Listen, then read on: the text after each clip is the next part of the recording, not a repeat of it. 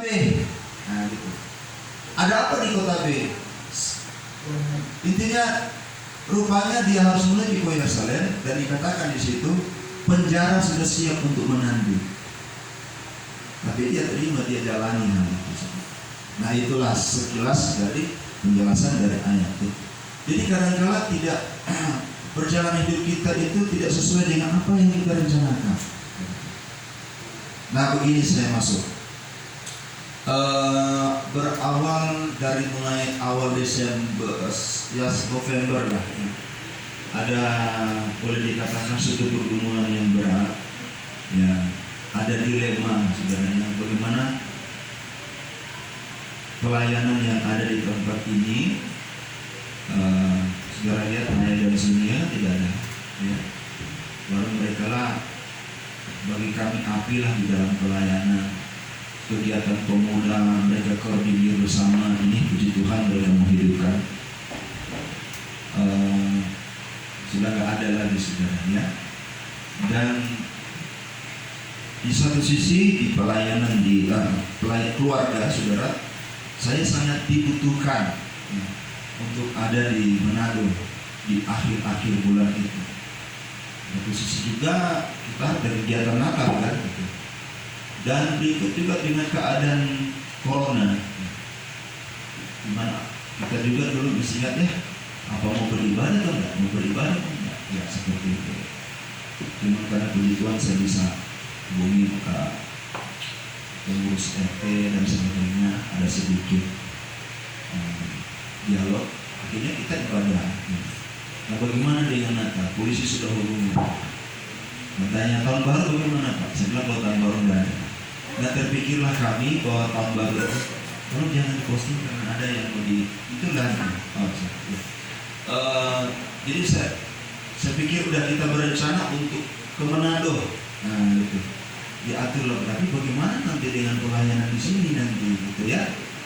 Akhirnya bergumul, kami diskusi keluarga, siapa yang kita mau percayakan selama kami tidak ada di tempat ini, di akhir Desember, di akhir tahun, dan di awal tahun. Ya mungkin ya sebulan lah kita coba tawar-tawar seperti itu. Dan diskusilah kami, menurut Tuhan siapa ya. Nah, puji Tuhan waktu itu menurut Tuhan Pak Pendeta Cliff ya, sama istri kami datang berngobrol-ngobrol, ya, direspon dengan baik, ya. Waktu itu masih saya sendiri, sudah saya cerita kepada istri, karena bukan tidak mau memilih, enggak dilah ya. Kalau tidak memilih teman-teman satu lembaga, saudara ya, ada pertimbangan-pertimbangan, sebab karena ada postingannya dari gereja ini, gitu seperti itu. Teman ini ada pertimbangan-pertimbangan yang paling utama tentang keamanan, kenyamanan kita beribadah. Mereka bisa melayani mimbar dan sebagainya, tapi kalau cuma selesai pulang dan sebagainya, ya. Tapi kalau dengan Pak Cliff ini, kami ada di satu lembaga yang namanya lembaga Lemhanas Hukum dan HAM. Ketika gereja-gereja terjadi resolusi, kamilah yang turun terjun, ya, di tempat-tempat yang sedang alami resolusi. Jadi saya berpikir, kami semua berpikir, kalau berjalannya kami berjalan pelayanan, tetap berjalan kami ada di Manado, ya, kami merasa tenang. Ibadah tetap berjalan, ya. Kalau ada misalnya sudah ada gangguan-gangguan, kami lebih percaya keluarga hamba Tuhan ini. Itulah awalnya saudara. Dan kami punya rencana, kenapa di Desember harus sana. Mama saya ulang tahun tanggal 24 Desember. Biasanya kita ulang Natal tanggal berapa? 25. Ya. Itu sudah harga mati, 25 gitu ya. Akhirnya lah kita bikin tanggal 22 atau 20? 20. Karena mengatur waktu juga, waktu itu rencana ke Medan ya. Itu rencana semuanya seperti itu. Ya. rencana seperti itu. Tiba-tiba ya berita kakak saya meninggal. Jadi di sana sudah ada rencana mau bikin begini. Sana juga sudah punya rencana, kira-kira ya, acara bersama keluarga. Nanti mama di ulang tahun begini, kita bikin pesta di laut, semua sudah. Tiba-tiba masuk rumah sakit dan meninggal, buyar semuanya. Buyar semua. Nah disitulah ya suami istri agak konflik sudah. Gimana nih? Kenapa? Saya bilang udah, kalau saya namanya orang meninggal ini mau tidak mau ya harus berangkat. Ya. Harus berangkat, namanya kakak kandung saudara. Ya. Dan kami 4 bersaudara, 2 perempuan, 2 laki. Jadi tinggal saya yang laki. Orang daerah kalau laki ya, kayak Sumatera gitu ya, harus berangkat saudara. Dan saya itu mohon maaf, nggak ada duit saudara ya. Dari mana ini? Tuhan, kalau memang Tuhan izinkan saya berangkat, ya berangkat. Itu udah mama saya sudah tahu. Jadi dari mana duitnya ya? Saya telepon anak saya nanya, papa gini. Oh ya pak, nanti nanya sedia. Oh puji Tuhan saudara. Berangkat, singkatnya pergi. Nah sampai di sana ya dalam kedukaan ya, kita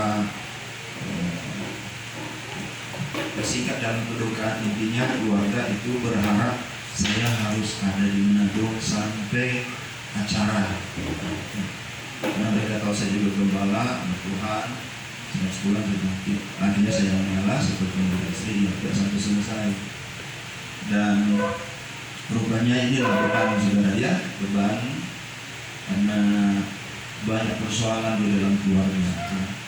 Baik kakak saya punya rumah tangga, adik saya punya rumah tangga, baru kakak saya yang meninggal, istri dan anak-anaknya, dan semua saudara ya. Jadi kemarin saja saudara, saya baru 1 hari ke 2 hari ya, baru 1-2 hari di sini, baru mau di UNH saudara, udah telepon dari Manado nangis saudara ya. Jadi wah, mesti balik lagi ya.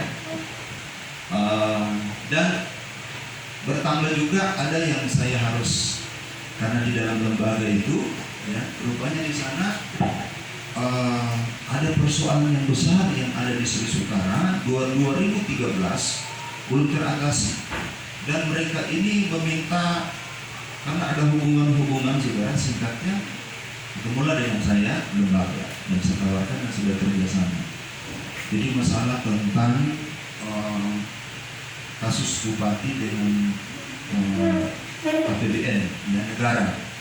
Jadi kami mungkin Senin, Selasa, Rabu itu menghadap presiden. Ya. Ini kasusnya kasus yang luar biasa karena proyek pemerintah pusat untuk pembangunan bandara udara. Jadi saya ke sana foto semuanya. Ya, karena saya mewakili lembaga pusat, saya foto semua masuk di lokasi sana. Nah itu juga jadi bertambah juga yang saya harus hadapi di sana. Itu juga menjadi bagian dari pelayanan kami. Saya katakan kepada keluarga saya, akhirnya terbuka. Saya itu gembala sidang, tetapi ada di dalam lembaga ini. Kenapa saya senang ada di lembaga ini? Hanya pesannya seperti apa yang saya alami saudara ya, mendampingi pelayanan, dan lembaga ini sangat membantu. Saudara tahu kan ya, ketika kita sedang menghadapi resolusi, ada 2 hamba Tuhan yang saya sebut seperti Harun dan Hur ya. Seperti itu yang untuk mendampingi, dan rupanya itu memakan waktu, harus proses bolak-balik saya dan baru kemarin dan saya minta orang sama mereka untuk saya pulang. Akhirnya disetujui, saya pulang untuk sekaligus ya saya juga saya tidak bilang usia ulang tahun, saya bilang saya harus kembali ke pelayanan, dan juga sekalian bawa surat kuasa dari mereka, dari lembaga, dan juga dari pemberi kuasa Jadi menyangkut kerajaan saudaranya. Rupanya di sana ada di Sulawesi Utara itu ada kayak Jogja, Solo. Dia terkenal kan yang Solo. Rupanya di sana ada kerajaan Pabukan Utara. Mereka sudah ini kerajaan ini bahasa mereka sedang mati suri. Di sana ada peralatan semuanya, kelengkapan semuanya ada, cuma belum diakui secara hukum dan sudah diurus semuanya, dan itulah persoalannya. Nah, jadi ya tentunya bantu di dalam doa supaya ini selesai. Kenapa saudara? Saya merasa bahwa mungkin cara ini mungkin cara ini Tuhan untuk memberkati kesulitan yang sedang kami hadapi. Kami sudah banyak cerita sebenarnya. Karena inilah namanya pikiran manusia, saudara, rancangan manusia. Karena keluarga itu minta saya harus ada di sana, karena ada usaha-usaha yang dari keluarga itu akhirnya berhenti total. Saudara perhatikan, saya punya posting itu di laut, ada kapal, ada perahu, semuanya fasilitasnya. Itu berhenti total. Aset-asetnya ratusan juta, saudara, sudah keluar ratusan juta nggak jalan. Dan saya dimintakan untuk hal itu. Pikiran saya dari situ. Tapi ternyata situasi ya tidak seperti itu. Jadi keadaannya ya orang bilang tergantung gitu. Ya berjalan waktu. Nah, rupanya masalah ini ya sementara ditangani.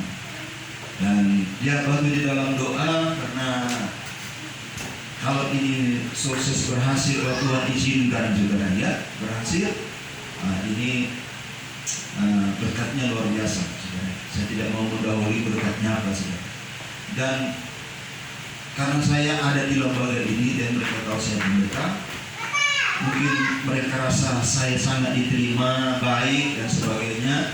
Karena kami selalu ada pertemuan, kami bikin ibadah, dan saya dimasukkan ke Dewan Kerajaan Pabukan. Luar biasa, saya jadi anggota kerajaan. Nah, itu yang saya sampaikan pada sidang Jumat semua. Kenapa saya selama 3 bulan berada di sana, sebenarnya. Jadi perjalanan saya yang kami rencanakan itu akhirnya jadi berubah. Di mana kami itu hanya sementara, dan ternyata itu sangat panjang.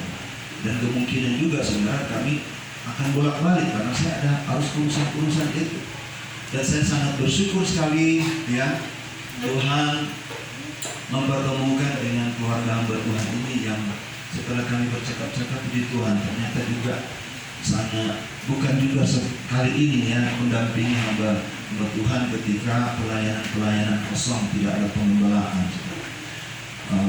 Dan saya sangat bersyukur, dan kami juga masih meminta kalau ke depan saudara, jadi masih bisa bersama-sama ya. Dan ayat tahunan saya, saudara, itulah kekuatan saya, saudara. Kisah Rasul 4, Filipi 4 ayat 4, bersukacitalah senantiasa. Karena dalam keadaan seperti itu, saudara ya, gimana? Tapi waktu saya lihat berita-berita pelayan di tempat ini, saya bersuka-suka sekali. Apalagi kita bisa berkolaborasi dalam pelayanan ya. Saya berharap pemuda remaja punya semangat seperti pemuda remaja dari gereja ini, saudara ya. Dan mereka mau menangani hal yang luar biasa. Biar kebersamaan ini tidak sampai di sini, tapi tetap terus berjalan. Bagaimana ya? Puji Tuhan. Mana please? Nah, kita dukung, kita support supaya bagi saya begini, saudara. Saya tidak mau lihat merek apa semuanya. Tempat ini juga sidang jemaat juga kita tahu banyak kegiatan-kegiatan khususnya pemuda dilaksanakan dari lebih apapun ya. Karena itu menjadi kerinduan saya. Nah, bagaimana nanti rencana ke depan? Ya, saya juga belum bisa. Nanti sama lagi saudara ya. Doakan supaya semuanya berjalan dengan baik. Saya belum bisa berani ngomong apa rencana selanjutnya, saudara ya. hanya kami rahasia saja untuk Tuhan, ya, kami saling terbuka apa adanya. Itu saja yang saya sampaikan. Jadi begini, saya ingat firman.